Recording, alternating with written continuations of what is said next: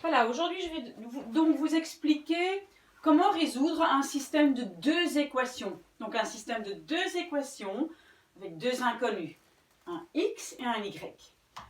Alors pour résoudre un système de deux équations, il y a quatre méthodes, quatre possibilités. Et dans cette vidéo, je vous explique la méthode par substitution. Donc le nom le dit, par substitution, ça veut dire que on va substituer une chose par une autre. Ok, donc nous avons deux équations avec x, y. Et alors la première chose qu'il faut faire, c'est toujours mettre l'équation dans le bon ordre.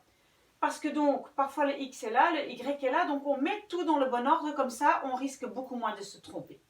Ok, qu'est-ce qu'on va faire? On va essayer d'isoler un x. Donc ce x devrait se retrouver à la fin tout à fait seul. Ok, comment j'ai isolé le x? Ben, regardez, j'ai mis le y de l'autre côté, ça devient moins y, on est bien d'accord. Celui-ci, il est parti de l'autre côté.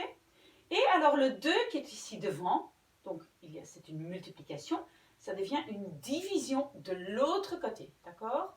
Donc voilà, mon x est isolé, le 2 est parti et le y est parti. Donc mon x est ceci, vous voyez, je l'ai écrit ici. X égale à ceci.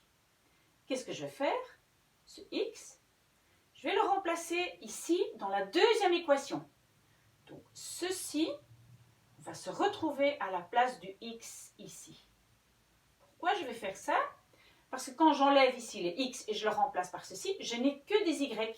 Et je vais pouvoir trouver à la fin combien est l'y. D'accord? Donc, qu'est-ce que j'ai fait ici?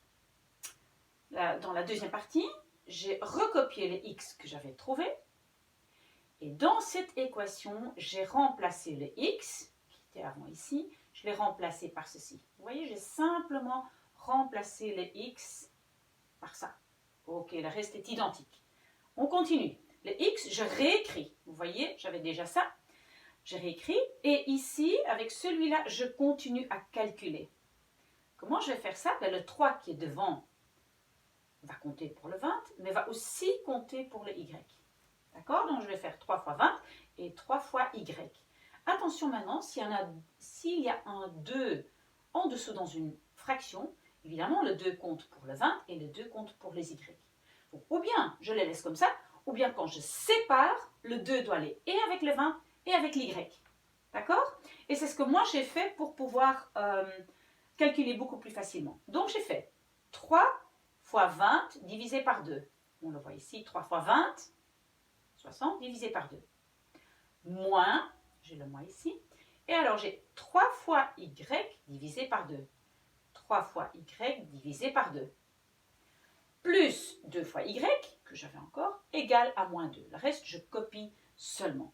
D'accord? Je continue ici, et vous voyez, de nouveau pour les x, j'ai écrit exactement la même chose. D'accord? Alors, qu'est-ce que j'ai fait avec cette partie-ci? Évidemment, le but va être de mettre les deux y ensemble et les chiffres ensemble. Donc, les deux y, je vais les laisser ensemble. Et évidemment, pour pouvoir additionner plus tard ces deux-là, ben, ils doivent avoir la même chose en dessous dans la fraction. Donc, si je mets ici un 2, ça devient ici 4. D'accord? Parce que sinon, je ne vais pas savoir les additionner. D'accord? Donc, ces deux-là, vous voyez, je les ai écrits là. Qu'est-ce que j'écris de l'autre côté? J'écris évidemment mon moins 2. Et j'écris aussi ceci, 30, parce que 60 divisé par 2, ça fait 30. Comme il déménage de l'autre côté, ça devient moins. Donc, j'ai fait moins 30. D'accord? On est d'accord? On a compris ce qui s'est passé de là à là. Ok. Alors, mon x, il reste toujours ce qu'il était avant. Maintenant, je vais additionner ces deux-là. Moins 3 divisé par 2 plus 4 divisé par 2, ça fait 1 divisé par 2.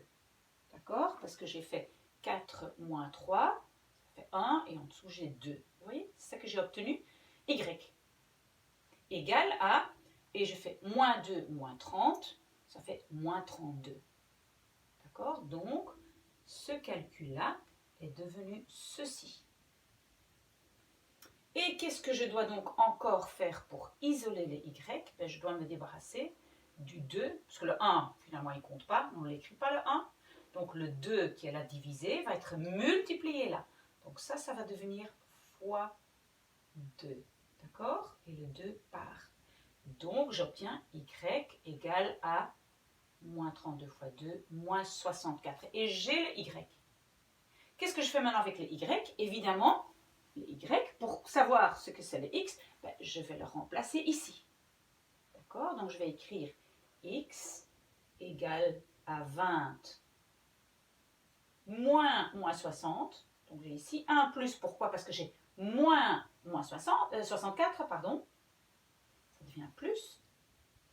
Divisé par 2. Donc j'ai simplement copié ceci. Mais j'ai remplacé les y par moins 64.